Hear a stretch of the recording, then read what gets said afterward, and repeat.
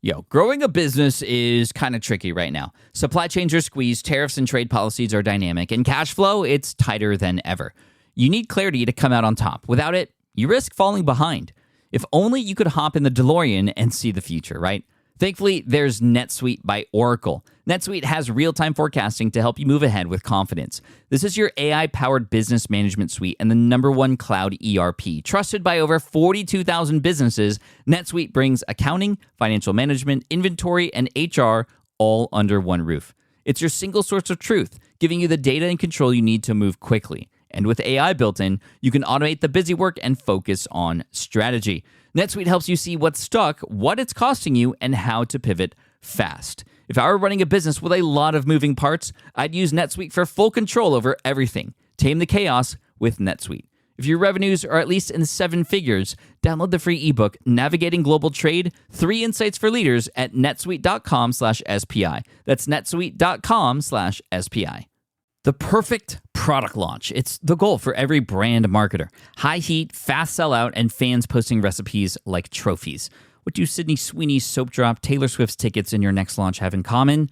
Well, they're not bought, they're bragged about. Fanfare turns your drop into a moment. Fanfare cues real fans, blocks bots, and builds launch experiences worth screenshotting. Want hype without the heartbreak? Get Fanfare's 5-step hype drop playbook with our proven success formula and make your next launch unforgettable at fanfare.io/playbook. Again, fanfare.io/playbook. Welcome to the Smart Passive Income Podcast, where it's all about working hard now so you can sit back and reap the benefits later. And now your host. He's a fan of the Paula's Choice skincare line, Pat Flynn.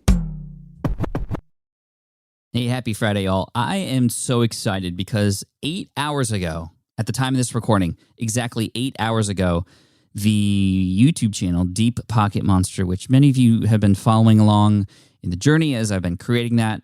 It's in the Pokemon space. It was created sort of on the side, and it has now grown to 250,000 subscribers. Let's go. I'm so excited about this. And just to give you some context, my Pat Flynn entrepreneurial channel took 10 years to get there. It only took a year and a half or so for this channel, this new channel, Deep Pocket Monster, to get there. So I wanted to spend today just to sort of celebrate with you. It's a big milestone, 250,000 subscribers in less than 2 years. And I'm just feeling really, really good. I wanted to share 3 things that I've learned since creating this channel in the beginning of 2020 and what we can maybe all pull from it. And, I'm here to inspire you. I didn't know anything about Pokemon other than it was a game that people played or kids played with cards back in the day. I played Magic the Gathering. I always saw Pokemon as sort of more childish. Well, here I am as a nearly 40-year-old adult playing with cardboard with cartoons on them. And not only am I just finding such joy in it, it was a thing that my kids got me into that got me interested in it. And of course, they have slowed down a little bit with their obsession for Pokemon, but I've just absolutely kept going with it. But more than that, it's actually been an incredible case study for creation, for the world of creators and the creator economy today, especially on YouTube, and the community, and just how powerful a community can be. So I wanted to go over some things and hopefully inspire you because, again, I didn't know anything about this beforehand, and I'm not pretending to be an expert on Pokemon or anything like that on the channel. I'm fully upfront with who I am, but I am using a lot of my decades worth of YouTube experience on my other channel and decades worth of entrepreneurship and business and creation across multiple platforms to be able to set this up for success as much as possible. And I wanted to go over 3 things with you today. The first thing I want to share with you is that if you are having fun, your audience is going to have a lot of fun. And you don't have to have an entertainment channel in order for that to pan out to massive success. I create videos that I would want to watch. And I create videos on Deep Pocket Monster that are fun and different and interesting to me.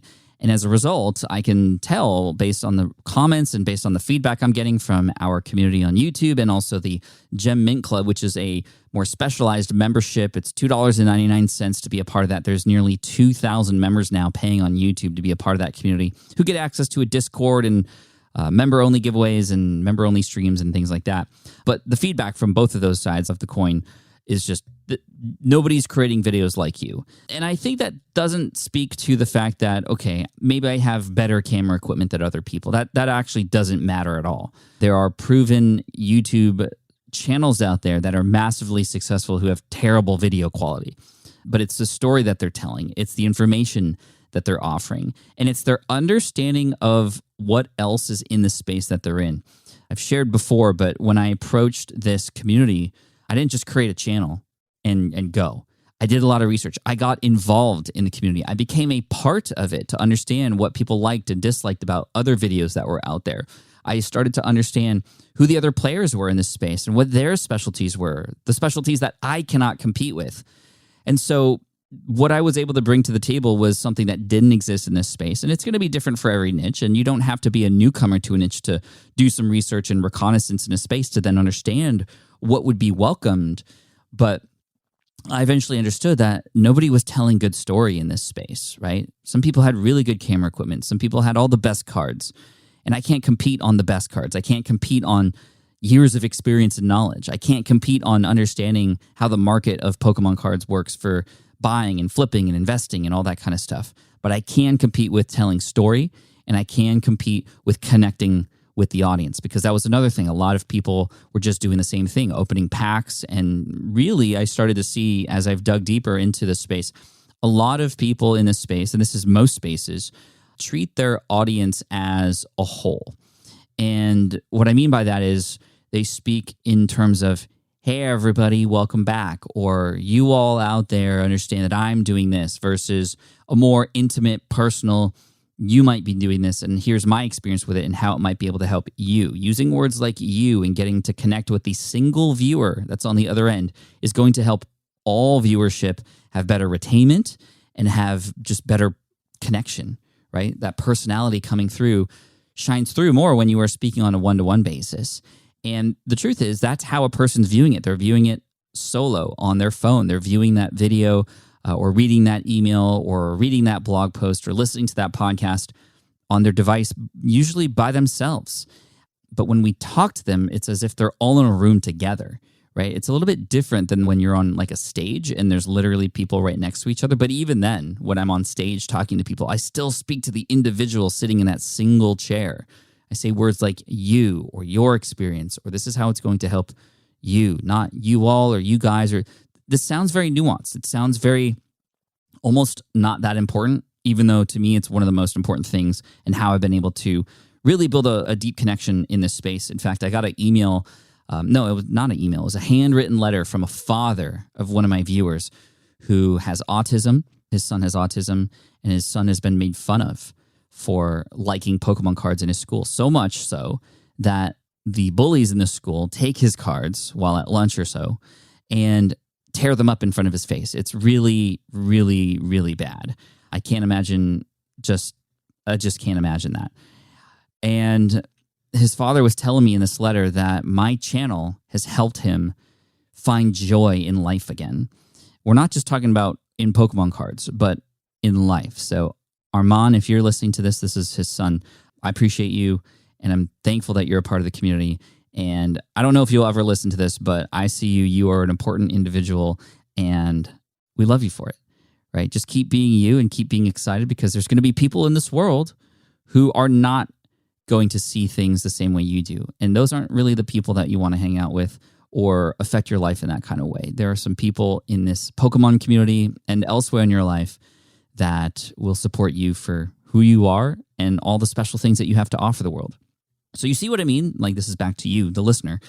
Like, this stuff goes beyond Pokemon. When you make those real human connections through your content, you begin to start having an effect and an impact on lives out there in ways that you can't even imagine. And this is just one letter out of several that are similar. There's a person in the space who had considered suicide, who said that my videos have helped him find joy in life and want to stick around. I mean, this is deep stuff, right? So I know I started with a tip about having fun, and I think that's important, because the truth of the matter is just be you, and you will connect with people who will resonate with that, and you can make a bigger impact together in that way. So that's tip number one. If you're having fun, your audience is going to have fun. And more so than that, they're going to connect with you and respond in an incredible way. Number two, analytics. We at Deep Pocket Monster, and by we, I mean my producer and editor, Dan, and I, we look at the numbers and the numbers guide us, right? It shouldn't be all about the numbers, and that's why I started with that first tip. But the numbers tell us what the audience is enjoying and what they're not enjoying. The audience is telling us what YouTube favors to help us push our videos out or not.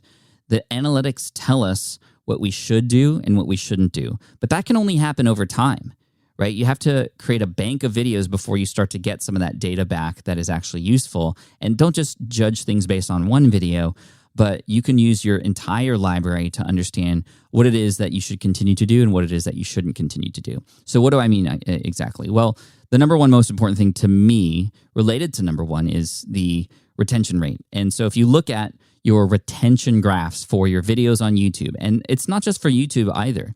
If you look at the retention graphs for your podcast, where do those exist? Not in your host. They exist on places like Apple Podcasts. They exist on places like Google Podcasts. Those analytics, which don't give you the full story of all your listeners, but they do give you the full story of the listeners who are listening on Google Podcast Analytics. The Apple Podcast Analytics give you the story of people listening on Apple. So it's not going to give you the whole rundown of how many people are listening, but the people who do listen on those platforms, they'll tell you the story of their enjoyment of the show or not enjoying the show. They're going to have retention graphs for each individual episode, and you can begin to understand, just like on YouTube, which parts of the show are people really engaged with? Which parts are they re-listening to? Those are things that you want to know. Which parts have a cliff dive or just like a down, like the mountain sort of part of the graph where you're starting to understand, oh, like people didn't enjoy that, or what I said there caused people to click off and leave. Those are things you should understand. On Google for blogs, it would be, the equivalent would be page time, right? Time on page would be the equivalent. Now, it's not going to give you necessarily like which parts of the page, but you can get some insight on different changes that you make as far as like, well, which ones or what is helping people stay on the page longer. But there are tools out there that you can connect to your blog, for example, to literally see a recording anonymously of how a person goes through your page and maybe what is most interesting and what is not interesting. So all this to say, just even outside of YouTube, just use the numbers to guide you. So retention rates are really important because a lot of that affects the reach. If, for example, on a video, if a video has a much longer watch time or average view duration or percentage, it is more likely that YouTube is going to push it out. Now, in addition to that, you also need a good click-through rate. And this is the other set of numbers we look at on YouTube quite often, which is the click-through rate of the video.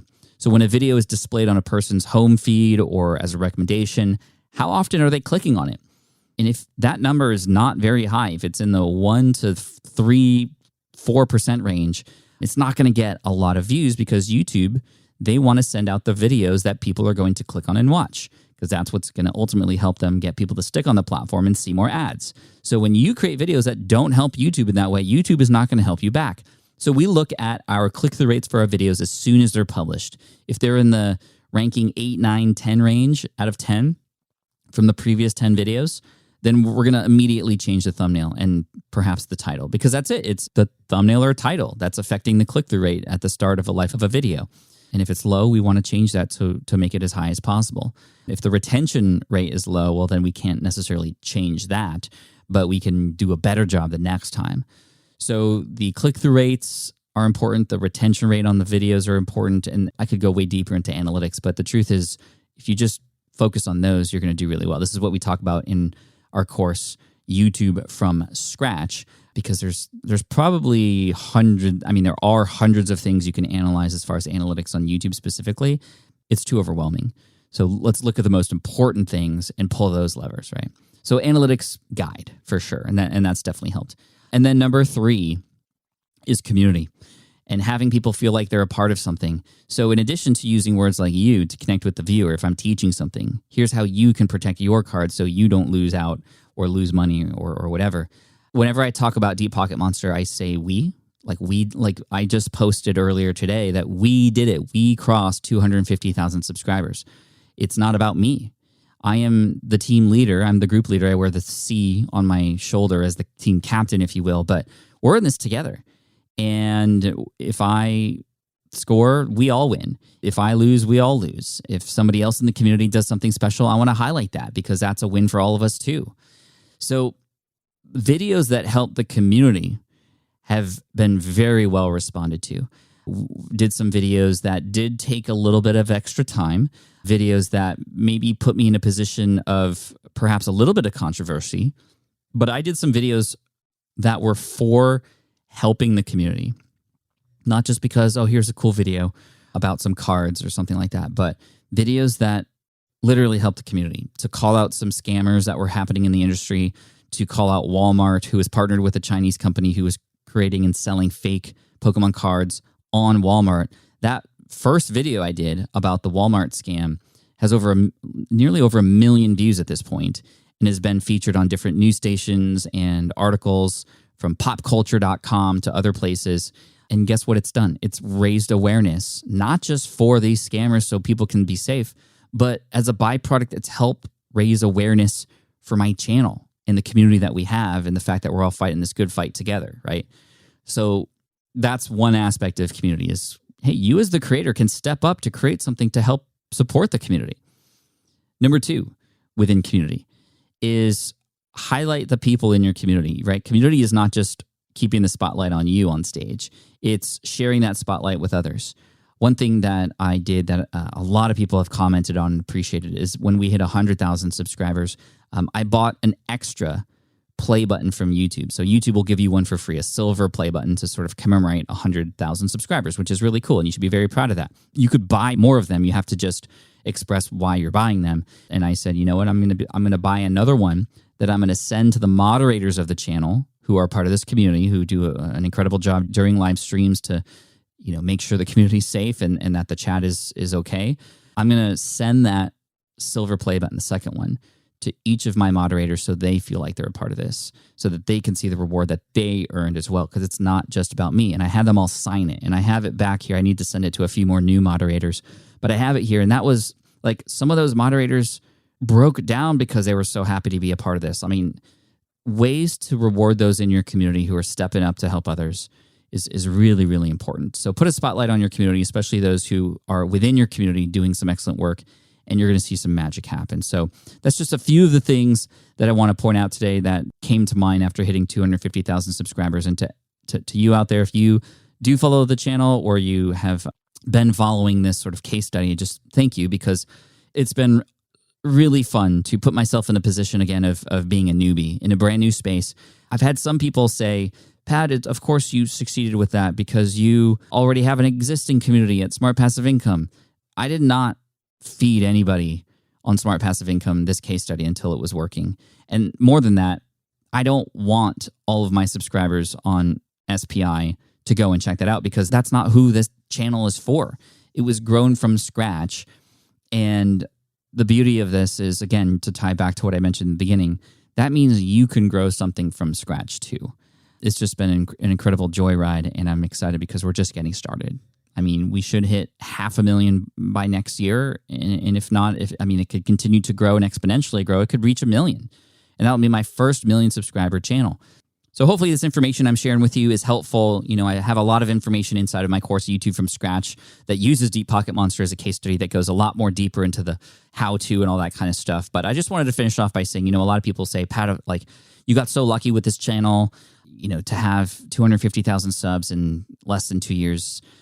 That's incredible, but that was an overnight success, that kind of thing. But I want to remind you, I've been on YouTube since 2009. I just so happened to, in the year 2020, 11 and a half years later, create this new channel, Deep Pocket Monster. So no, it's not an overnight success.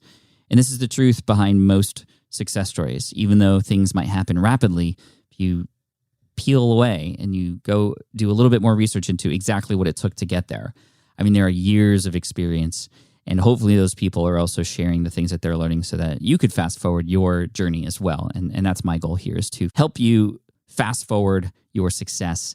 And that's what we do at SPI. Anyway, thank you so much. A little bit longer episode today, but I just am so excited about where we're at, and thank you for your support along the way. So Deep Pocket Monster on YouTube if you want to check that out. And thank you again for being a subscriber here. And I look forward to next week because we got some more interviews coming up and some other fun things headed your way. And I cannot wait to continue to help you on your journey. And thank you for letting me and my team be a part of it.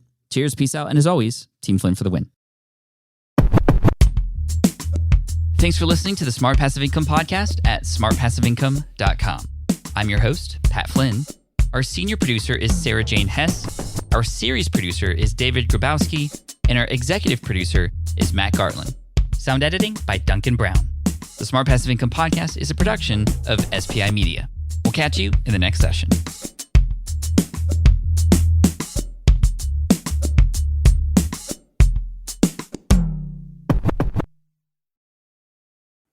Have you dreamt about being your own boss, but still haven't made the first steps to making that dream a reality?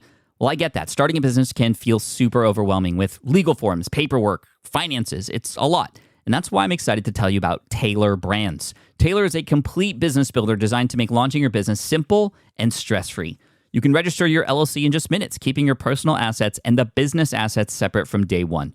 From there, you get access to everything you need to get off the ground. Legal documents, licenses and permits, invoicing and bookkeeping tools, and even a 100-day business coaching program, all designed to help you hit the ground running. You'll also get a free personalized business plan, branding tools, and so much more. And of course, listeners of this show get an exclusive 35% discount to get started. All you have to do is head to taylorbrands.com/SPI. That's TAILORBRANDS.com/SPI. Stop dreaming, start building with Taylor Brands. I get it. You want to grow your business, but selling at scale feels overwhelming. You're drowning in complicated funnels, creating different lead magnets, or constantly posting on social media. And that gets exhausting fast, especially when you're trying to sell to hundreds or thousands of people. But what if you could sell at scale with a simple, powerful quiz? A score app quiz or assessment asks your audience key questions and gives them instant personalized results based on their answers. Your audience gets to know where they are now and shows them the steps they need to hit their goals. You can set up a quiz in minutes using Score App's templates and have a powerful lead magnet that'll do the selling for you. The best part is your audience actually wants to take this quiz, and you build huge amounts of trust before you even make a single offer. No hard sales, no chasing leads, just value at scale. Get 50% off the first 3 months using the discount code SPI. Just head to scoreapp.com/SPI. Again, that's scoreapp.com/SPI.